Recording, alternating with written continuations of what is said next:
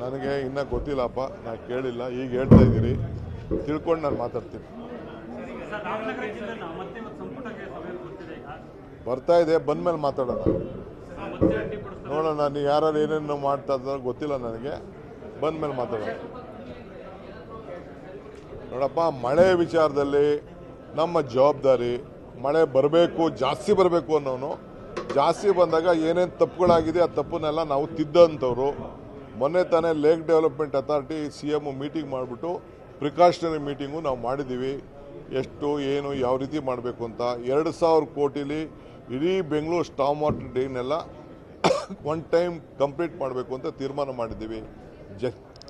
ಜನಕ್ಕೆ ಕಂಪ್ಲೀಟ್ ಆಕ್ರೋಶ ಇದೆ. ನಾನೊಂದು ಡಿಸಿಷನ್ ತಗೊಳ್ತಾ ಇದ್ದೀನಿ.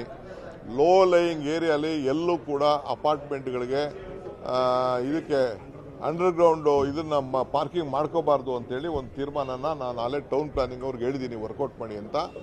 ಎಷ್ಟು ದೂರದಲ್ಲಿ ಅದನ್ನು ಬಿಡಬೇಕು ಅಂತ. ಯಾಕೆಂದರೆ ಕೆಲವು ಕಡೆ ನೀರು ಕಡಿಮೆ ಇದ್ದರೂ ಕೂಡ ಇದು ಜಲ ಬರ್ತಾ ಇದೆ.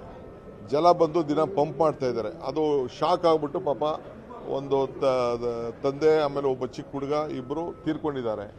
ಸೊ ಆ ದೃಷ್ಟಿಯಿಂದ ಇದು ನಾವು ಇಡೀ ಬೆಂಗಳೂರು ನಗರದಲ್ಲಿ ಆ ತೀರ್ಮಾನವನ್ನು ಮಾಡಬೇಕು ಅಂತ ಮಾಡಿದ್ವಿ. ಬೆಂಗಳೂರು ನಗರನೂ ಮಾಡ್ತೀನಿ, ಹೊರಗಡೆನೂ ಕೆಲವು ಎಕ್ಸ್ಟೆಂಡ್ ಮಾಡಬೇಕಾದಂಥ ಒಂದು ಪರಿಸ್ಥಿತಿ ಬರ್ತದೆ.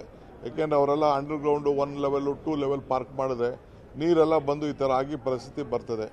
ಸೊ ಅದಕ್ಕೆಲ್ಲ ಟೆಕ್ನಿಕಲ್ ಆಗಿ ನಾನು ಅದಕ್ಕೆ ತೀರ್ಮಾನ ಮಾಡ್ತೀನಿ. ಆಗಿರೋರು ನಾವು ಏನು ಮಾಡೋಕ್ಕಾಗಲ್ಲ. ಹೊಸ ಕಟ್ಟಡ ಯಾವುದೇ ಬಂದರೂ ಕೂಡ ಅದಕ್ಕೆ ಮಾಡ್ತೇವೆ. ಅದಕ್ಕೆ ನಾವು ಮುಂಜಾಗ್ರತೆಯಾಗಿ ಆ ಕಡೆ ಈ ಕಡೆ ರೋಡ್ ಮಾಡಿಸ್ಬೇಕು ಅಂತ ತೀರ್ಮಾನ ಮಾಡಿರೋದು. ಆ ರೋಡ್ ಆಯಿತು ಅನ್ನೋ ಒಂದು ಪ್ರೊಟೆಕ್ಷನ್ ಇರ್ತದೆ. ಯಾರೂ ಒಳಗಡೆ ಬರಲ್ಲ. 50 ಮೀಟ್ರ್ ಒಳಗಡೆ ಅದಕ್ಕೆ ಮಣ್ಣು ತೆಗಿಯೋಕ್ಕೆ, ಇದನ್ನು ಕಸ ತೆಗಿಯೋಕ್ಕೆ ಎಲ್ಲ ಕೂಡ ಅನುಕೂಲ ಆಗ್ತದೆ. ಜನ ಓಡಾಡೋಕ್ಕೂ ಅನುಕೂಲ ಆಗ್ತದೆ ಅಂತೇಳಿ ಒಂದು ತೀರ್ಮಾನವನ್ನು ಮಾಡಿದ್ದೇವೆ. ನೋಡಪ್ಪ, ನಾನು ಪರಮೇಶ್ವರ್ ಹತ್ರ ಮಾತಾಡಿದೆ.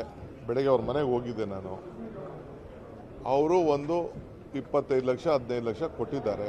ನಾವೆಲ್ಲ ಸಾರ್ವಜನಿಕ ಜೀವನದಲ್ಲಿ ಇದ್ದೀವಿ. ಬೇಕಾದಷ್ಟು ಜನ ಟ್ರಸ್ಟ್ಗಳು ನಡೆಸ್ತಾರೆ. ಮದುವೆ ಸಮಾರಂಭ ಮತ್ತೊಂದರಲ್ಲಿ ಗಿಫ್ಟ್ಗಳು ಕೊಟ್ಟಿರ್ಬೋದು. ಅವ್ರದ್ದು ಯಾವುದೋ ಒಂದು ಫ್ಯಾಮಿಲಿ ಮದುವೆ ಇತ್ತು, ಗಿಫ್ಟ್ಗಳು ಕೊಟ್ಟಿರ್ಬೋದು. ಅದೇನು ಅವರೇನು ಯಾರು ಇಲ್ಲಿಗಲ್ಲಿಗೆ ಸ್ಲಮ್ ಇದನ್ನು ಸ್ಮಗ್ಲಿಂಗ್ ಮಾಡುವಂಥ ಪರಮೇಶ್ವರ್ ಅಂತ ಒಬ್ಬ ಪ್ರಭಾವಿ ವ್ಯಕ್ತಿ ಯಾರು ಹೇಳ್ತಾರಾ? ಯಾರು ಎನ್ಕರೇಜ್ ಮಾಡ್ತಾರಾ? ಆ ಹೆಣ್ಮಗಳು ಯಾರೋ ತಪ್ಪು ಮಾಡಿದ್ರೆ ಕಾನೂನು ಪ್ರಕಾರ ಏನು ಬೇಕಾದ್ರೂ ಶಿಕ್ಷೆ ಮಾಡಲಿ, ನಮ್ಮದೇನು ಅಭ್ಯಂತರ ಇಲ್ಲ. But as for Parameshwar is concern, is a law binding citizen, is a home minister of the country. We are proud of him.